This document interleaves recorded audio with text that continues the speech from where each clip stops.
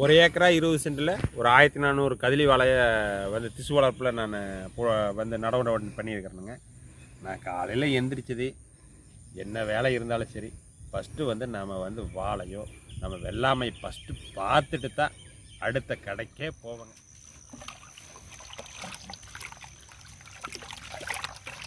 மருந்து அடிக்கிறதுக்கு ஆள் வந்தாலும் அவங்ககிட்ட கிட்ட நின்று மருந்து கம்பல்சரியாக கலக்கி கொடுத்து கிட்ட நின்று அவங்க நம்ம கண் பார்வையில் அடிக்கிறது ரொம்ப முக்கியம்.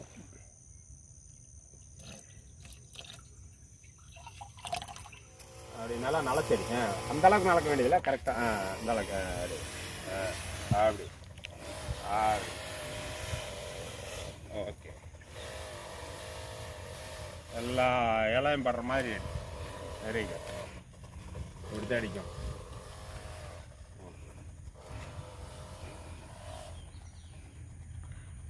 வேஸ்ட்லாத அடி அப்படி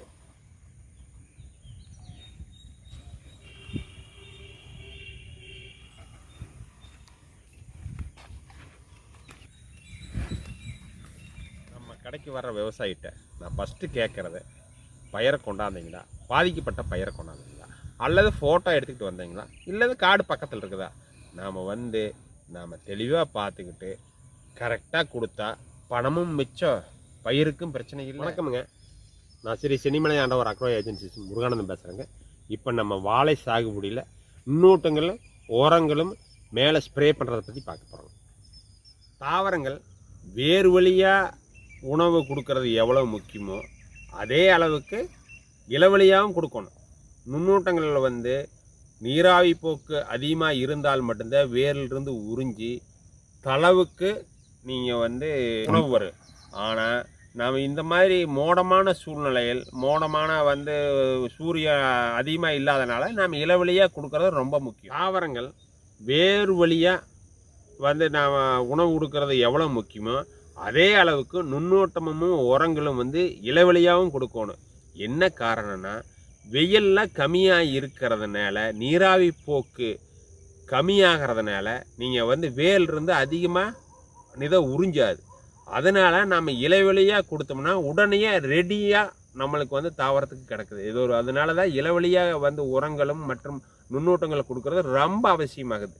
அதனால் வாழைக்கு நாம் இப்போ இளவெளியாக நுண்ணூட்டங்களும் உரங்களும் இப்போ கொடுக்க போகிறோம்.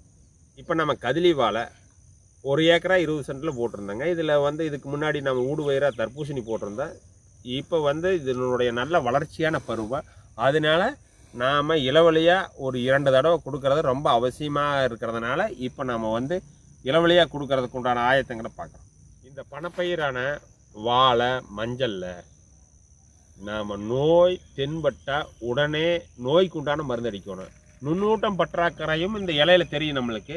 உடனடியாக நம்ம அந்த என்ன நுண்ணூட்டம் பற்றாக்குறையோ அதை கண்டிப்பாக நம்ம வந்து இளவழியாவோ அல்லது வேறு வழியாவோ உடனடியாக நம்ம கொடுத்துருவோம். அப்போ அந்த பயிர் அதுக்குண்டான வேலைகளை செஞ்சு ஆரோக்கியமாக வளர்ச்சி பருவத்தில் வளர்ச்சியாகவும் கர்ப்ப காலத்தில் நல்லா தாறு அதிகமாகவும் வந்து பழங்கள் திரட்சியாக வர்றதுக்கு, காய்கள் திரட்சியாக வர்றதுக்கு உண்டான வேலைகளை அப்பப்போ என்னென்ன வேலை செய்யுமோ அதை ஆட்டோமேட்டிக்காக அதனுடைய வேலையை செஞ்சிரு. நாம் அந்த கொடுக்க வேண்டிய காலகட்டத்தில் அளவாக கரெக்டாக கொடுத்துருவோம். நம்ம இப்போ நாம் வந்து இந்த பயிரில் நோய் தாக்குதலா அல்லது நுண்ணூற்ற பற்றாக்குறையா, நாம் நோய் தாக்குதல்னால நோய்க்கு உண்டான மருந்து அடிக்கணும். நுண்ணூற்ற பற்றாக்குறை தான் நுண்ணூட்டம் மட்டும் அடித்தா போகுது. அதனால் நல்லா ஆய்வு பண்ணிங்க என்ன தேவை இந்த பயிருக்கு.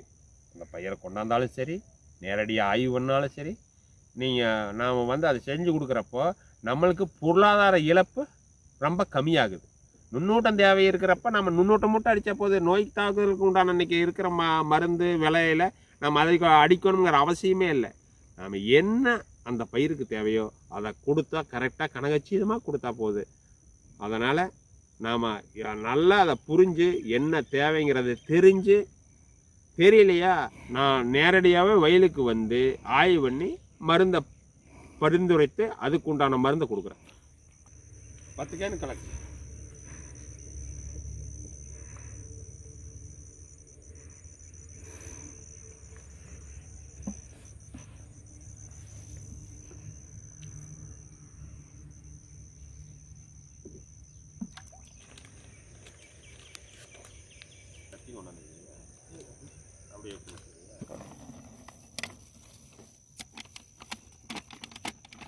உனக்கு தேவையான அளவுக்கு நல்லா நனைச்சி பிடிக்கிற அளவுக்கு வந்துடும். நல்லா எதுவுமே நல்லா குறுத்து வரைக்கும், நல்லா குறுத்து இறங்க வரைக்கும் நனைச்சி பிடிச்சிடும். ஒரு கேன் சேர்த்தியானாலும் அதை பற்றி கவலை இல்லை. நல்லா நனைச்சி பிடிக்கிறத முக்கியம். நல்லா நல்லா குறுத்து நலையா நல்லா நனைச்சி பிடிச்சி, அதுதான் முக்கியம். 5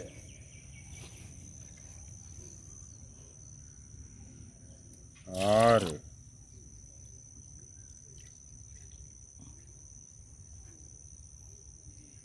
7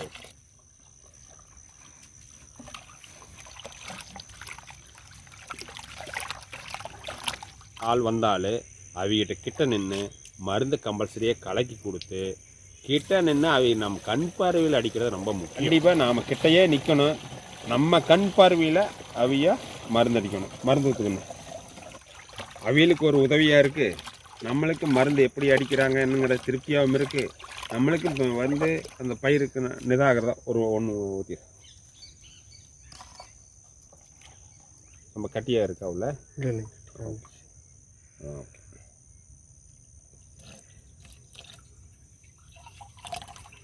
நீ நுண்ணூட்டமெல்லாம் என்றைக்குமே நாம் இந்த மாதிரி பேட்டரி ஸ்ப்ரேயில் அடிக்கிறது ரொம்ப சௌரியம். பவர் ஸ்ப்ரே அடித்தா பாதி மருந்து வேஸ்ட்டு தான் ஆகுது. வந்து அதில் வச்சுக்கிறியா எப்படிப்போ சரி. இந்த லைனாக கரெக்ட் பண்ணி சிங்கிள் மரமாக இருக்கிறதுனால நீ வந்து அப்படியே வாடி ஒன்றும் பிரச்சனை. அப்படி நல்லா நலச்சேரி அந்த அளவுக்கு நடக்க வேண்டியதில்லை, கரெக்டாக அந்த அளவுக்கு அப்படி அப்படி அப்படி. ஓகே, எல்லா இலையும் படுற மாதிரி வெரி குட். இப்படி தான் அடிக்கும்.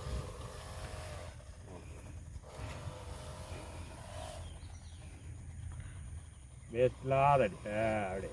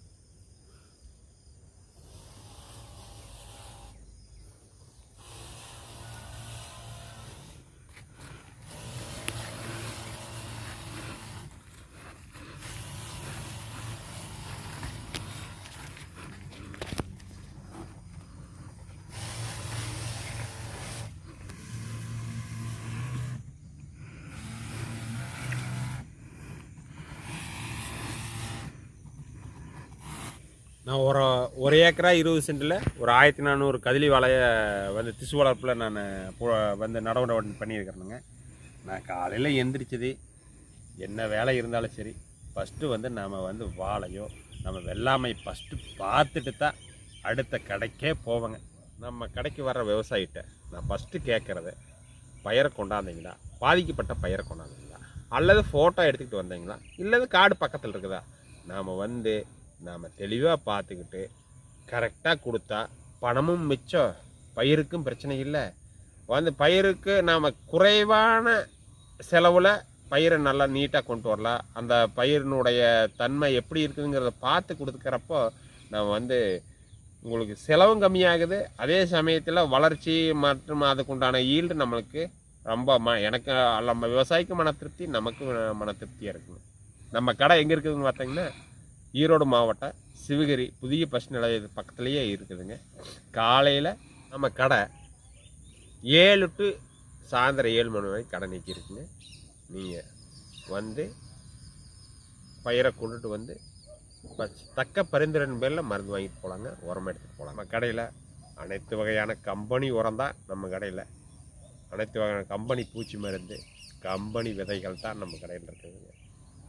அதாவது வந்து கம்பெனி மருந்துன்னா ஒரு 10 ரூபா 20 ரூபா எச்சிருக்குங்க. இருந்தாலும் உங்களுக்கு வந்து குறைஞ்சபட்சம் ஒரு 50% பயன் உங்களுக்கு அதிகமாக இருக்குங்க. நல்ல பிராண்டட் மருந்து, நல்ல கம்பெனி மருந்து, உங்களுக்கு தேவையான அனைத்து கம்பெனி மருந்து நம்மகிட்ட கடையில் இருக்குது. கம்பெனி நுண்ணூட்டம் தான் இருக்குங்க.